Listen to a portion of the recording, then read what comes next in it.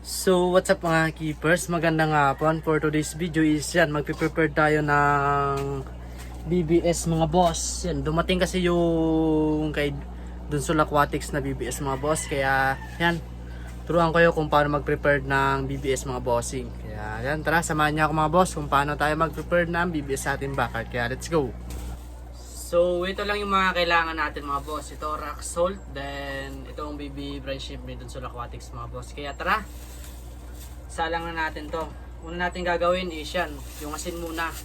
Sa asin mga boss, yan, kapag 1.5 liter, ako ang ginagawa ko dito, yung iba 1 scoop lang, pero ako 1 scoop and may kalahati mga boss. Yan. Kasi lagi naman tayo gamit BBS. Yan no, kaya kumbaga tansya na natin. Then sa ating BBS naman mga boss, meron siyang ganito. Yan no, may scoop na. Itong Dunsol Aquatics mga boss. Then nagamit na natin to nung dati, is yan solid to mag-hatch. Parang deep rin to. Yan, kumbaga malinis rin kung i-harvest. Kaya yan oh. Ito yung laman mga boss, oh, kita nyo ba? 50 grams pala to mga boss, itong Dunsol Aquatics. Then lalay ko na lang yung link dyan sa taas ng pangalan ko mga boss. Yan, meron na din to sa Shopee or sa TikTok. Click nyo na lang mga bossing. Kaya tara, salang na tayo. Itong gamit natin, maliit na spoon lang. Yan. Mga 2 scoop lang, pero sabi sa akin ni Sir Dunsol Aquatics is isang scoop lang daw. Pero loko-loko tayo. Dalawa. Kasi madami tayong isda eh. Kung isa lang, kukulangin tayo. Yan. Ganyan lang tayo mga boss, mag-prepare ng Dunsol Aquatics na BBS mga boss. Sobrang dali lang, di ba? Asin lang na rock salt, then itong BBS din. Hintayin natin to ng 24 hours, then balik tayo dyan ng bukas. Balikan natin yan. Ayan, let's go. So, after 24 hours mga boss, yan, harvest na natin yung BBS ni Dunsol Aquatics mga boss. Yan. Ito lang tayo mag-harvest.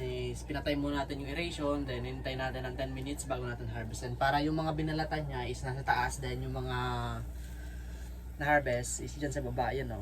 Mamaya papakita ko sa inyo yung mga na-harvest natin kung gaano ka solid.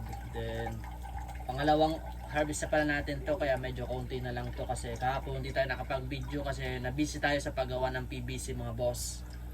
Kaya yan o. Ngayon is papakita ko sa inyo yung na-harvest natin kung gaano ka solid din tong Dunsol Aquatics na baby brine shrimp.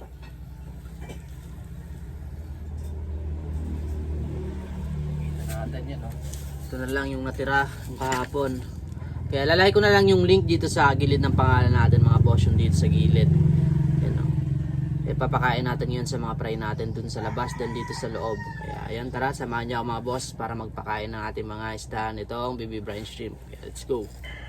Ito lahat na harvest natin mga boss. Oh. Konti na lang kasi pangalawang harvest na natin to. Pero goods na to, pang fry lang natin. Kumbaga sa fry lang natin papakain para mas mabilis lumaki yung mga fry natin. Ayan o. Trip sila ngayon. Ayan ito. Dito natin sa mga fry pa sa labas. Sobrang dami pa kasi natin mga fry dito. Ayan. Packard natin.